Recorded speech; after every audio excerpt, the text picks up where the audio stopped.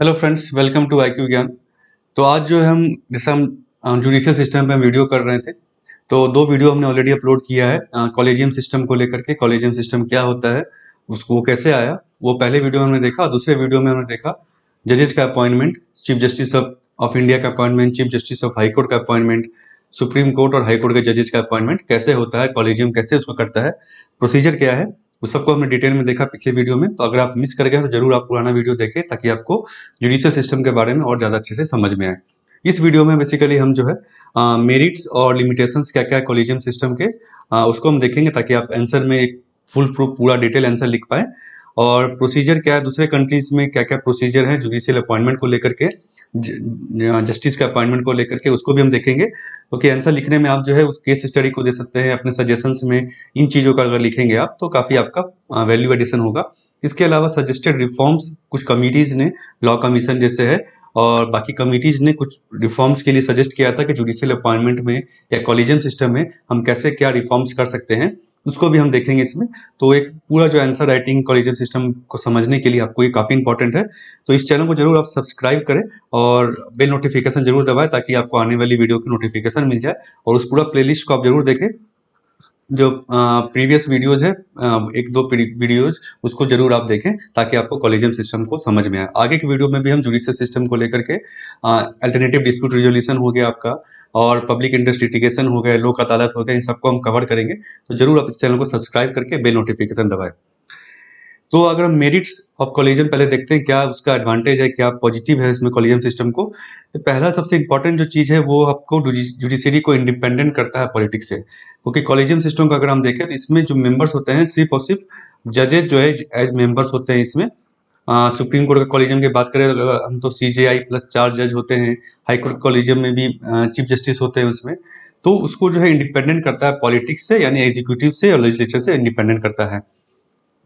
तो एग्जीक्यूटिव और लेजिस्लेचर का इन्फ्लुएंस जो है जुडिशरी पे आपको कम करता है अपॉइंटमेंट के केस में स्पेशली। तो ये doctrine of separation of power को एक तरह से कह सकते हैं आप इम्प्लीमेंट करने का एक जरिया है। उसके अलावा एग्जीक्यूटिव ऑर्गन जो स्पेशलिस्ट नहीं होता है, ना ही उनके पास नॉलेज है कि जजेस की क्या रिक्वायरमेंट होती है, जजेस कैसे होने चाहिए। तो इसीलिए भी अगर हम कहें कि जजेस कॉलेजियम सिस्टम के थ्रू खुद ही जस्टिस एक दूसरे अपॉइंट कर रहे हैं, तो वो सही है क्योंकि एग्जीक्यूटिव के पास वो स्पेशलाइजेशन नहीं है। कंपेयर करें हम चीफ जस्टिस ऑफ इंडिया से या बाकी जजेस से, तो उनके नॉलेज इस मैटर में ज़्यादा है। और without government influence judiciary can work without any fear and any sort of favour. तो ये बेसिकली इंडिपेंडेंस ऑफ जुडिशरी के लिए काफ़ी इंपॉर्टेंट है कि वो गवर्नमेंट से, एग्जीक्यूटिव से इंडिपेंडेंट रहे, उनके किसी दबाव में आकर काम ना करे। तो ये आप मेरिट्स में लिख सकते हैं। और भी है ना, कुछ कुछ है, इसको आप और एक्सप्लेन कर सकते हैं जैसा मैंने कहा। इसको ब्रेक करके और भी पॉइंट्स आप लिख सकते हैं। इसके अलावा लिमिटेशंस की बात कही जाती है, कॉलेजियम सिस्टम को बहुत बार क्रिटिसाइज किया जाता है। तो लिमिटेशंस क्या है उसको भी आपको ध्यान में रखना है। व्हेन जजेस अपॉइंट जजेस, इसेंस ऑफ डेमोक्रेसी इंडेंजर्ड। तो जज ही जजेस को, दूसरे जज को अपॉइंट कर रहे हैं जिसको कि मैं भी सकता फेवरेटिज्म आ जाए। आप जिसको जानते हो, आपके फैमिली से हो, तो उसको आप ज्यादा फेवर करेंगे, तो ये एक तरह से गलत है। हैड द कॉन्स्टिट्यूशन मेकर, और जो कॉन्स्टिट्यूशन को हम देखें तो उसमें इस चीज को कॉलेजियम सिस्टम के बारे में नहीं कहा गया है। तो यानी कि कॉन्स्टिट्यूशन असेंबली को, मेंबर्स को, या जिन्होंने कॉन्स्टिट्यूशन हमारा बनाया, उनको पता था कि इस सिस्टम में मेरिट्स नहीं है। उनके हिसाब से अगर मेरिट होता तो वो इसको ऑलरेडी संविधान में ही इसको लिख डालते, इसके बारे में डिटेल में कह डालते। तो ऐसा उन्होंने नहीं कहा। इसका मतलब उनको इस सिस्टम में कि भाई जजेज अपॉइंट करे कॉलेजियम सिस्टम में, उनको उतनी मेरिट नहीं दिखी, उनके सोच में ये सही सिस्टम नहीं था। तो ये आप देख सकते हैं बेसिकली इस संविधान में क्या कहा गया। हम पहले है ना बेसिकली वीडियो में देखा था कि प्रेसिडेंट जो है इन कंसल्टेशन जो है अपॉइंट करते हैं। Opaqueness and lack of transparency, ये सबसे बड़ी डिमेरिट है जिसको बार बार कहा जाता है कि ओपेक है। कुछ आपने ये बताते नहीं है कॉलेजियम सिस्टम कि भाई हमने किस किस कैंडिडेट का प्रोफाइल देखा, हमने क्या क्राइटेरिया रखा था किसी को अपॉइंट करने के लिए, एलिजिबिलिटी क्या थी। तो ये सब चीज़ें बेसिकली पब्लिक डोमेन में नहीं आती है। तो ये सबसे बड़ा क्रिटिसिज्म जो है, कहा जाता है कि एक ट्रांसपेरेंट प्रोसीजर नहीं है, इसको ट्रांसपेरेंट किया जाना चाहिए। कोई गाइडलाइन नहीं है कि सिलेक्टिंग कैंडिडेट, आप कैंडिडेट को किस बेसिस पे सेलेक्ट कर रहे हैं, क्या मेरिट आप देख रहे हैं उस कैंडिडेट में, क्यों आपने उसको रिजेक्ट किया या क्यों आपने उसको एक्सेप्ट किया। तो इससे नेपोटिज्म और फेवरेटिज्म को बढ़ावा मिलता है कि भाई हो सकता है आपने अपने जान पहचान के लोगों को फेवरेटिज्म करके आपने उसको ही अपॉइंट किया, कोई क्राइटेरिया तो आपने कुछ रखा नहीं है। This principle checks of check and balance is violating system. Check and balance का एक तो प्रिंसिपल होता है आपका सेपरेशन ऑफ पावर, दूसरा आपका checks and balance. Checks and balance क्या है कि भाई एक ऑर्गेनाइजेशन, एक अगर बॉडी जो है अगर कुछ गलत कर रही है तो दूसरी बॉडी उसको मॉनिटर कर पाए। इसीलिए अगर मान लीजिए एग्जीक्यूटिव अगर अपॉइंट करता है जुडिशरी को, जजेस को, इससे क्या होगा कि एक बॉडी जो है, जो एग्जीक्यूटिव जो है जुडिशरी पे तरह से नजर रखे हुए, जुडिशरी तो ऑलरेडी जो है आपका लेजिस्लेचर और उसको देखता है, अगर कुछ डिमेरिट है, कुछ कानून सही नहीं है तो उसको अनकॉन्स्टिट्यूशनल भी ठहरा सकता है। तो ये जो बेसिकली चेक्स एंड बैलेंस का प्रिंसिपल जो हमारे संविधान में रखा गया है, इसीलिए कि कोई भी एक पिलर जो है डेमोक्रेसी का, कोई भी एक ऑर्गेनाइजेशन जो है वो मोनोपोली नहीं कर, पूरा पावर नहीं ले सके, इसलिए इसको चेक्स एंड बैलेंस का रखा गया है संविधान में ही। इसको हमने एनसीईआरटी में भी कवर किया। एनसीईआरटी जो किताब है आपकी, उसमें भी इसको डिटेल में बताया गया है हमारा संविधान क्यों इतना इफेक्टिव है। वो चैप्टर को जरूर आप देखें, उसमें बताया गया है, ये चेक्स एंड बैलेंस के बारे में भी डिटेल में बताया गया है। तो ये जो है इसको ये इवैल्यूएट करता है बेसिकली, क्योंकि जुडिशरी अपने आप में एक इंडिपेंडेंट है, ये कोई चेक्स नहीं है इसके ऊपर में कि एग्जीक्यूटिव मान अपॉइंटमेंट ही देख रहे हैं, तो वैसा नहीं है। तो ये कुछ लिमिटेशंस है कॉलेजियम सिस्टम का। अब हम बात करते हैं दूसरे देशों में क्या प्रोसीजर है, क्या वहां भी कॉलेजियम सिस्टम ऐसा ही है या अलग है कुछ। यूके की बात करें तो यहाँ पे जो है जजेस जो अपॉइंटेड बाय 5% सिलेक्शन कमीशन वहां पर है, जो उसको जजेस को अपॉइंट करते हैं, सुप्रीम कोर्ट के जजेस को। ये मेंबर्स कौन होते हैं, इसमें supreme court president, his deputy and 1 member each appointed by judicial appointment commission जो of England, Scotland and Northern Ireland, ये इनको अपॉइंट करता है। जेसी जो बेसिकली कंप्राइज, उसमें नॉर्मल पर्सन्स भी हैं, जुडिशरी के मेंबर्स भी होते हैं, एडवोकेट्स, बार मेंबर भी होते हैं, और मेक अपॉइंटमेंट ऑफ जजेस ऑफ लोअर कोर्ट्स। तो बेसिकली यहाँ पे जो बेसिकली मोर रिप्रेजेंटेशन है, बार का मेंबर का आपने लिया है, ले पर्सन्स को भी आपने लिया है, जुडिशरी के पर्सन को भी लिया, तो एक तरह से एक बड़ा ब्रॉड मेंबरशिप है। तो ऐसा नहीं कर सकते सिर्फ जुडिशरी उसमें है, और भी मेंबर्स उसमें इन्वॉल्व है अपॉइंटमेंट में। कनाडा की बात करें तो appointments are made by governor in the council, a selection panel of consisting of 5 MPs. MPs जो है गवर्नमेंट ऑपोजिशन दोनों से, वो लिस्ट ऑफ नॉमिनी को रिव्यू करते हैं और 3 नाम जो है प्राइम मिनिस्टर को देते हैं, जिसमें से एक जो है प्राइम मिनिस्टर फिर उसको अपॉइंट करते हैं। तो ये भी आप देखें यहाँ पे एग्जीक्यूटिव जो है इन्वॉल्व है एक अपॉइंटमेंट करने के लिए। यहाँ एक चेक्स क्या है कि गवर्नमेंट भी है और अपोजिशन के भी मेंबर्स है उसमें, तो ऐसा नहीं कि रूलिंग पार्टी अपने हिसाब से अपॉइंट करे, दोनों को ही का व्यू जो है इसमें लिया जाता है। यूएसए की बात करें तो यहाँ भी प्रेसिडेंट अपॉइंट करते हैं, जैसे इंडिया में भी अपॉइंट करते हैं। तो सुप्रीम कोर्ट जजेस are nominated by president and confirm by US senate. तो ये डबल चेक यहाँ पर भी प्रेसिडेंट नॉमिनेट करते हैं और सेनेट उसको अप्रूव करता है। तो बेसिकली एग्जीक्यूटिव यहाँ भी आप देखें तो इन्वॉल्व है। जर्मनी की बात करें तो यहाँ पे इलेक्शन से होता है। Half of the members of federal constitutional court are elected by executive and half by legislature. तो ये दोनों को यहाँ पे दिया गया है कि आधा एग्जीक्यूटिव अपॉइंट करते हैं, आधे लेजिस्लेचर से अपॉइंट होते हैं। तो यहाँ भी एग्जीक्यूटिव और लेजिस्लेचर का यहाँ पे रोल है अपॉइंटमेंट के केस में। फ्रांस की बात करें तो यहाँ पे president receive proposal for appointment from council, ये जो वहाँ का काउंसिल है यानी कि वहाँ का जो बेसिकली ये ना एक काउंसिल हो गया आपका, उससे प्रपोजल के बेसिस पर प्रेसिडेंट वहाँ पे अपॉइंट करते हैं। तो यहाँ पे जुडिशरी का रोल ज़्यादा नहीं है।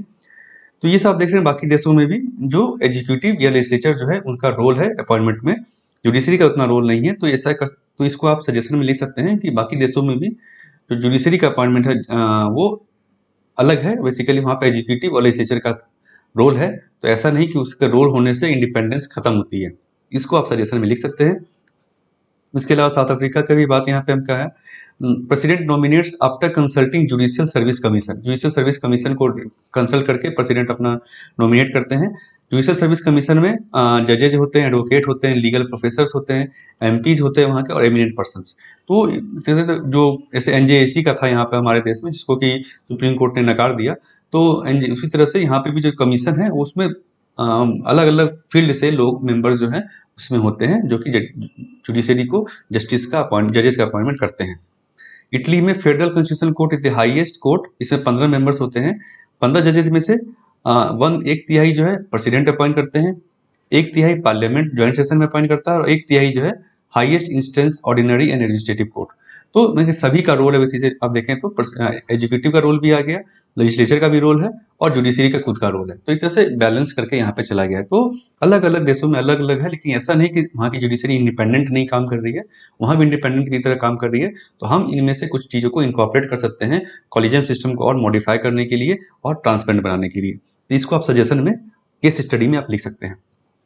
अब हम आते हैं कुछ रिकमेंडेशन जो कि कॉलेज कौन सी बॉडी कैसी होनी चाहिए जो कि जजेस का अपॉइंटमेंट करे, उसका कुछ कुछ कमीशन ने ऑलरेडी रिकमेंडेशन दिया, जिसको कि आप आंसर में लिख सकते हैं।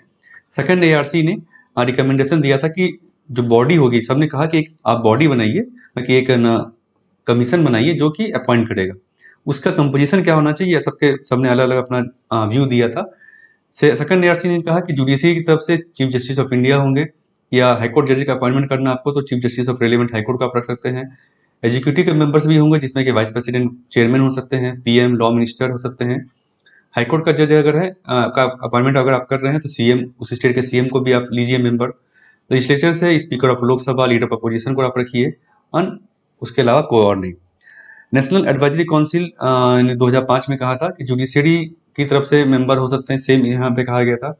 एग्जीक्यूटिव का इन्होंने वही कहा, आपका पीएम हो या उसके नॉमिनी हो, लॉ मिनिस्टर हो, और लेजिस्लेचर का उन्होंने सेम जो यहाँ पे कहा गया वही चीज यहाँ पे कही गई। तो सबका रिकमेंडेशन यही है कि एक ब्रॉड आप कमीशन बनाइए जिसमें कि एग्जीक्यूटिव के भी मेंबर हो, लेजिस्लेचर के मेंबर भी हो, सिर्फ जुडिशरी के मेंबर ना हो, ताकि एक आपको भी आपका भी से हो उसमें रोल हो और बाकी का भी रोल हो। NCRWC जो national commission for working of constitution को जो रिव्यू करने के लिए उन्होंने बनाया था 2002 में, उन्होंने कहा था जुडिशरी से आप सीजीआई को चेयरमैन बना सकते हैं, 2 सीनियर मोस्ट जज होंगे।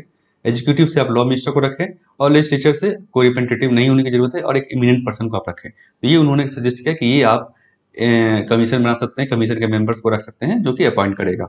लॉ कमीशन ने 1957 में कहा, उन्होंने भी कहा कि जुडिशरी एग्जीक्यूटिव और लेजिस्लेचर का मेंबर होना चाहिए। जुडिशरी से सीजीआई को आप चेयरमैन रखें, 3 सीनियर मोस्ट सुप्रीम कोर्ट जज, और इमीडिएट जो चीफ जस्टिस होने वाले हैं 3 senior most chief justice of high courts, अगर हाई कोर्ट का जज का अपॉइंटमेंट किए जा रहे हैं आप।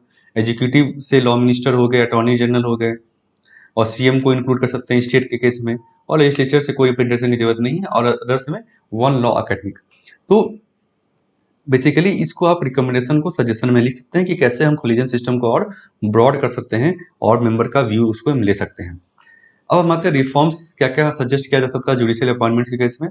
पहला, वेल रिसोर्स्ड इंडिपेंडेंट सेक्रेटेरिएट, मतलब कि जिसके पास सारा डेटा हो, जजेस का सारी इंफॉर्मेशन हो, इंडिपेंडेंट सेक्रेटेरिएट हो जुडिशियल अपॉइंटमेंट के लिए, और डेटाबेस ऑफ एलिजिबल कैंडिडेट वो आपको क्रिएट करके रखना चाहिए। जैसे ही वैकेंसी आए, एडवांस में आपको पता है वैकेंसी आने वाली है, तो उसको फास्टर तरीके, जल्दी से जल्दी जो आपके पास डेटा है उससे आप कैंडिडेट को शॉर्टलिस्ट करके अपॉइंटमेंट कर सकते हैं, ताकि वैकेंसी ना रहे। Both the judiciary and executive should work together in spirit of collaboration to ensure speedy filling of vacancies. Vacancy अभी हम देखते हैं बहुत सारे कोर्ट में, हाई कोर्ट्स में काफी वैकेंसी है, वैकेंट पोस्ट रहते हैं, तो उसको जल्द से जल्द बढ़ा जाना चाहिए ताकि जुडिशियल पेंडेंसी ना हो, केसेज की पेंडेंसी ना हो। Instead of selecting a number of judges required against a certain number of vacancies, Collegium must provide a panel of possible names to President to appoint in order of preference and other valid criteria. तो ये basically आप जो ऐसा नहीं 4 vacancy था, अभी क्या होता है कि 4 वैकेंसी है तो 4 जजेस का नाम कॉलेजियम रेफर करता है वैकेंसी के अगेंस्ट। लेकिन यहाँ पे सजेशन क्या है कि आप जो एक पैनल ऑफ पॉसिबल नेम्स को जो प्रेसिडेंट को रेफर कर दें, और प्रेसिडेंट जो उसके सीनियरिटी के बेसिस पर, प्रेफरेंस के बेसिस पर उनको अपॉइंट कर देगा जैसे वैकेंसी आएगी। तो इससे क्या है, ट्रांसपेरेंट प्रोसीजर होगा, जल्द से जल्द वैकेंसी को आप भर सकते हैं। जुडिशियल अपॉइंटमेंट में जो देरी होती है उसको लेकर के आप इन सजेशंस को लिख सकते हैं, और बाकी जो कमीशन क्या होना चाहिए, कॉलेजियम सिस्टम कैसा होना चाहिए, उसमें सजेशन जैसा हमने कहा बाकी देशों का आप एग्जाम्पल दे सकते हैं, और सजेशन जो बाकी कमीशन ने, लॉ कमीशन ने या बाकी जो बॉडीज ने, एआरसी ने दिया है, उसको आप इनकॉर्पोरेट कर सकते हैं अपने आंसर्स में। तो फ्रेंड्स ये था कॉलेजियम सिस्टम का। होप आपको अच्छा लगा वीडियो, तो जरूर लाइक करें और शेयर करें अपने फ्रेंड्स के साथ, और इस चैनल को जरूर सब्सक्राइब करें, और सब्सक्राइब करके बेल नोटिफिकेशन दबाएं ताकि आपको आने वाली वीडियो की नोटिफिकेशन आ जाए। और द हिंदू एनालिसिस आप देख सकते हैं डेली, जिसमें हम डिटेल में हिंदू न्यूज़पेपर को कवर करते हैं। आपका आधे घंटे में जो बेसिकली पूरा न्यूज़पेपर कवर हो जाएगा। इसके अलावा इंडियन पॉलिटी, इंडियन इकोनॉमिक्स पे भी काफ़ी वीडियोज हैं जो आपको समझने में आसान करेंगे, एग्जाम प्रिपरेशन में आसान करेंगे। तो फ्रेंड्स ये था आपका वीडियो, जरूर इसको सब्सक्राइब करें चैनल को। Thank you.